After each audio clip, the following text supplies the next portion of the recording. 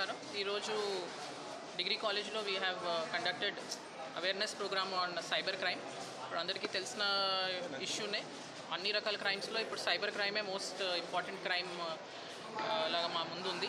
So దీంట్లో especially youngsters చాలా vulnerable అని ఇవాళ స్పెసిఫిక్గా టుడే మా జిల్లా వైడ్ అన్ని పోలీస్ స్టేషన్ లిమిట్స్లో ఈ cyber crime related programmes conduct చేశాము. దీనిలో స్పెసిఫిక్లీ ఇవాళ ఇక్కడ ఉన్న యంగ్స్టర్స్లో వీళ్ళందరికీ రకరకాల సైబర్ క్రైమ్స్ ఎట్లా అవుతున్నాయి, వాళ్ళ ఎట్లా ప్రివెంటివ్ మెషర్స్ తీసుకోవాలా, అలానే అన్ని రకాలుగా వాళ్ళకి అవేర్నెస్ గురించి అలా మా డిఎస్పీ సైబర్ క్రైమ్స్ ఇనిషియేటివ్ పైన మా మొత్తం కమిషనరేట్ సైడ్ నుంచి ఇలా we have conducted it here.